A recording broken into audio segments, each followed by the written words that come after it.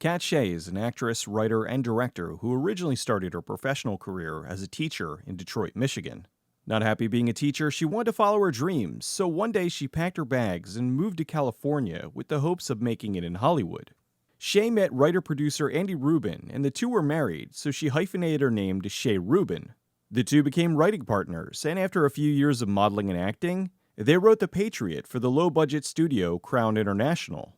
After acting in smaller films like Preppies and Hollywood Hot Tubs, she was able to get a job acting in Corman films. While in Argentina working as an actress on Barbarian Queen, she could see the film was running into problems. She took this as an opportunity and jumped on it. She stepped up and shot second unit, and worked with the other actors on their roles. The crew called Corman to tell him what was going on, and he was very pleased. He was even more pleased when she didn't ask to be paid for the extra work. Shea Ruben was well aware that Corman was willing to work with ambitious but untried filmmakers, so she used this opportunity to pitch an idea for a film that she could direct. He liked the idea, and she went off to direct her first film, Strip to Kill, which she wrote with her husband Andy. I'll talk about her past history and Strip to Kill more in depth in a future video.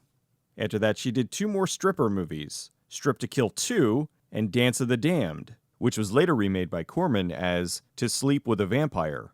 In 1990, she directed the film Streets, about teen runaways living in Venice, California. The movie starred a young Christina Applegate, who was just starting to get attention playing Kelly Bundy on the TV series Married with Children. The movie was a critical hit, but due to a limited release, not very many people saw it. Two of the people who did see it was Bob Shea and Sarah Risher at New Line Cinema. They liked the movie and were impressed by the director, so they wanted to bring her in to talk about a potential film idea. At the time, New Line was branching out and trying to experiment with different genres. They pitched an idea that they wanted her to write and direct. It was based on a true story by writer-producer Melissa Goddard. When she was younger, she befriended a troubled girl who moved into her house and started to take over. The girl seduced her stepfather while her mother was dying of cancer. Risher sold it as Teen Fatal Attraction, a reverse Oedipus movie mixed with Lolita. The husband and wife duo loved the idea and agreed to do the picture. Katt and Andy wrote the script and called it Our House. The script was relatively similar to Goddard's story. A young social outcast befriends a very unusual girl who moves into her rich parents' house and manipulates the family in ways they don't initially see. For the role of Sylvie, they cast Sarah Gilbert. She already gained attention as Darlene in the popular sitcom Roseanne. For the lead, Katt had one actress in mind, Drew Barrymore. Barrymore was born into a family of actors and had been in the industry since she was a child. Steven Spielberg was her godfather. Even though she was a child, she was still able to get into the notorious nightclub Studio 54. Her exploits became popular tabloid fodder. She was addicted to cocaine at 12, and her drug and alcohol abuse made her difficult to work with, so she was blacklisted from the industry. At 13, she went to rehab, and at 14, she went back after a suicide attempt. At 15, she filed for emancipation and was able to get her own apartment away from her parents. In 1990, she released an autobiography, Little Girl Lost, about her descent into addiction and how she was trying to get her life back. Katt liked her attitude and thought she would be the right choice to play the manipulative teen. She was saddened by everything she'd gone through at such a young age and wanted to give her a chance. New Line reached out to her to show up for an audition, and she stood them up. They tried again, and once more, she stood them up. After that, Katt was extremely irritated and began to look for someone else to fill the role. She called Barrymore's agent and told her to forget it. They were moving on with someone else. Shortly after that, they got a call from Barrymore. After repeatedly standing them up, she now read the script and wanted the part. She wanted to come in to audition, and the director told her to forget it. Barrymore contacted her again, and finally the director said if she wanted to audition, she'd have to come to her house. She was tired of going to the studio in the city only to be stood up. The actress showed up at Katt's house, and she was as good as the director had hoped. She already knew she wanted her in the part, but this cemented it. She said when she saw her standing on the porch, she looked angelic. Katt wanted to see how much chemistry Barrymore and Gilbert would have together, so she walked with them around her neighborhood to see how they would interact. Lots of locals came out, and many of them recognized Gilbert, but none of them knew who Barrymore was.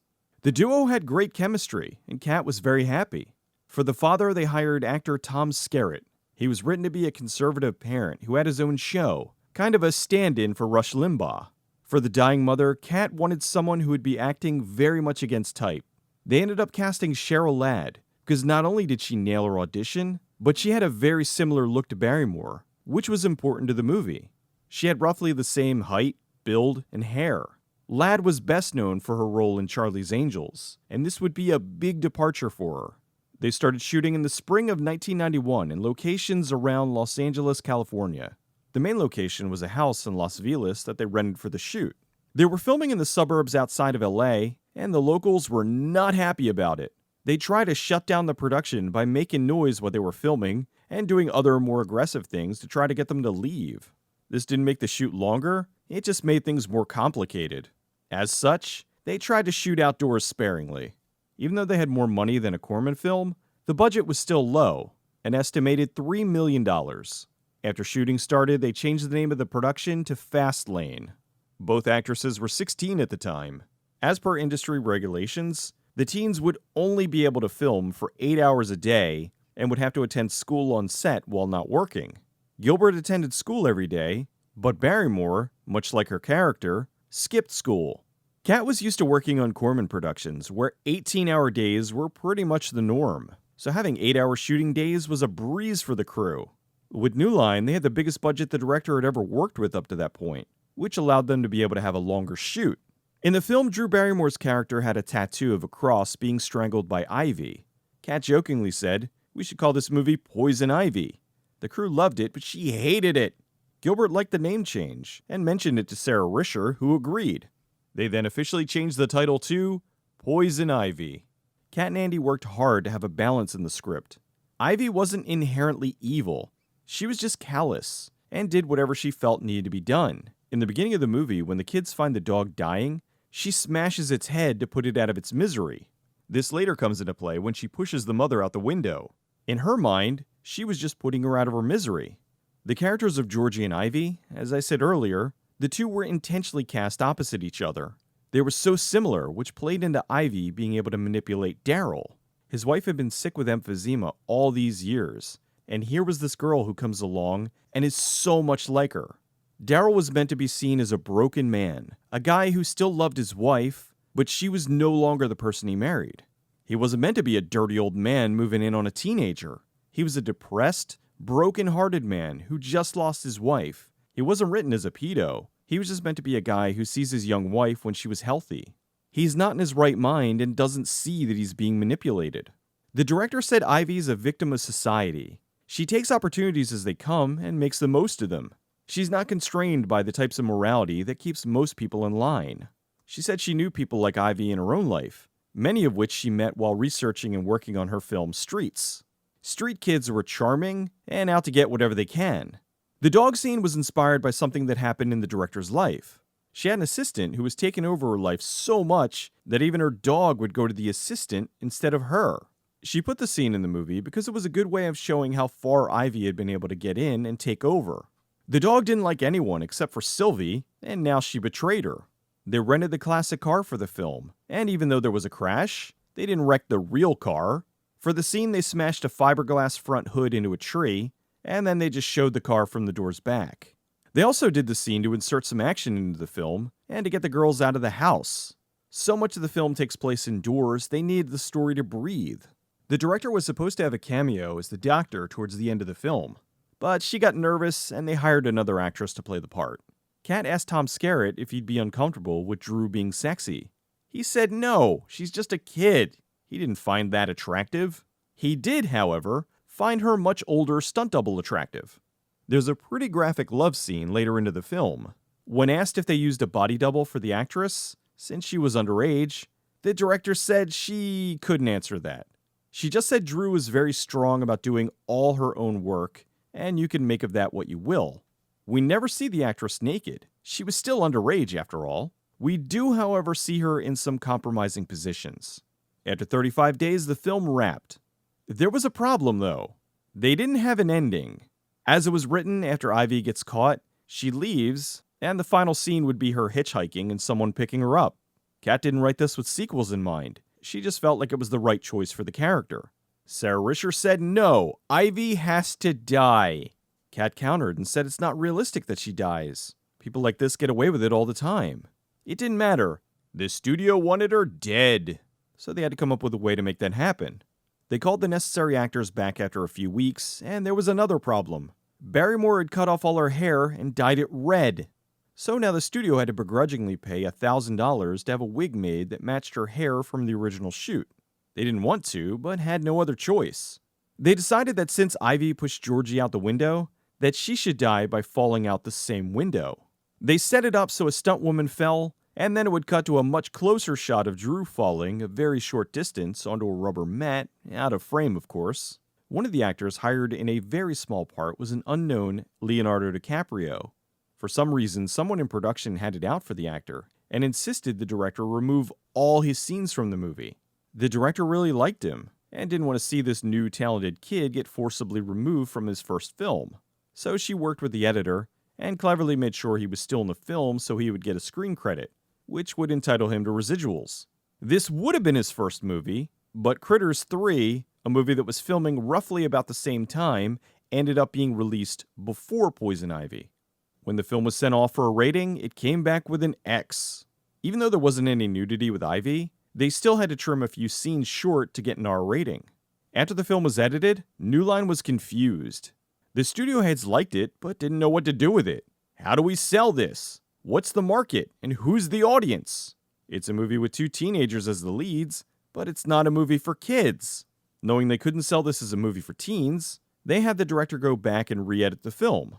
They made them restructure the film, so it was no longer about the two teens. It was about the father. This way they could sell to adults. Katt worked with their editor, and did the best they could, but the end result was horrible. The movie was not shot with the father as the lead, and no amount of shoehorning would make that possible. Bob Shea saw the new edit, and told them to just put the movie back the way it was. They decided to screen the film for test audiences to get some feedback. The problem was, they were using the same test audiences who had just watched Wes Craven's latest horror film, The People Under the Stairs. These were hardcore horror fans who had zero interest in a slow-burn domestic drama thriller about a manipulative teenager destroying an already broken family. Not surprisingly, the feedback was almost all negative. Not knowing what to do, New Line quietly released the film on May 8th, 1992. It had no marketing and opened in 21st place. The movie later ended up at Sundance, where it received a lot of positive attention, and even a nomination for the coveted Grand Jury Prize. This helped lead it to premiering at the Museum of Modern Art in New York. The movie allowed Barrymore to get back into Hollywood, which led to her getting bigger roles in larger productions like Bad Girls and Batman Forever, not to mention her surprise role in the mega blockbuster Scream. If Katt didn't let her audition, it's very possible she might not have a career, or at the very least wouldn't have the career she has now. Before the film was released, Katt was watching Larry King Live, and saw Barrymore discussing how this film was her comeback. This was her first film after all her drug problems. Katt thought it was both funny and sad that a 17-year-old would have to be talking about a comeback. Barrymore has since pulled her life together, and there was a time where she was one of the most in-demand actresses in Hollywood. In 2000, she even starred in the remake of Charlie's Angels. Drew got the Poison Ivy tattoo on her ankle to honor the movie that reignited her career. A few years after Poison Ivy, the sequel, Poison Ivy 2, was released. In keeping with the theme of the lead actress being a bad girl, they hired Alyssa Milano to play Lily. While Milano didn't have drug and alcohol problems like Barrymore, she was at the time struggling to find work, and was taking jobs in movies like Embrace of the Vampire, where she was frequently naked. After that was Poison Ivy: The New Seduction with Jamie Presley, and Poison Ivy: The Secret Society, which was rumored to be a backdoor pilot for cable. The three sequels all seemed to miss the point of the original, and instead of trying to make a serious drama about broken people, they made something you'd see on Cinemax at 2 a.m. Now, I'm not saying I dislike the sequels, but they are admittedly much different than the original namesake. Katt said she's never watched any of the sequels.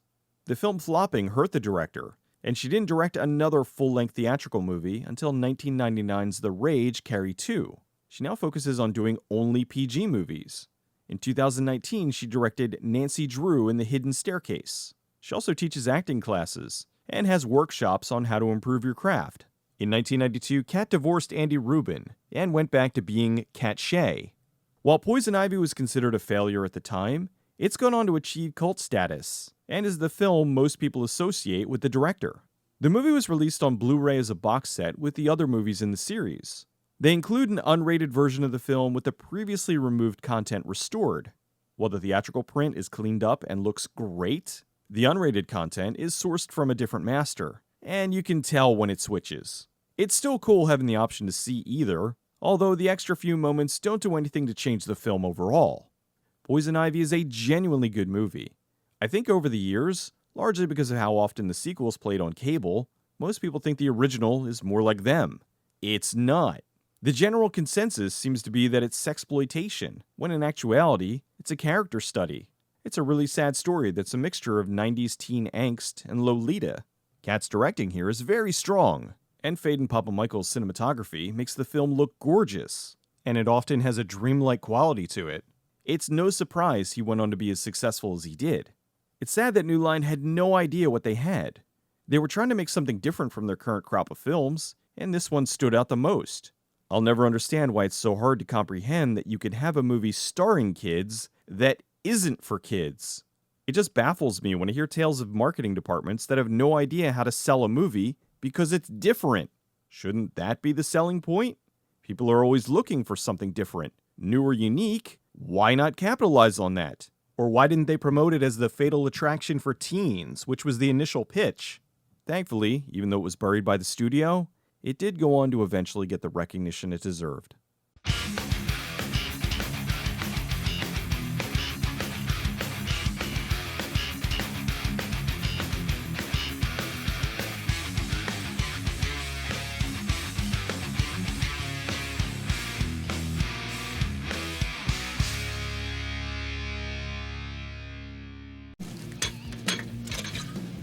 You sure that's sterile?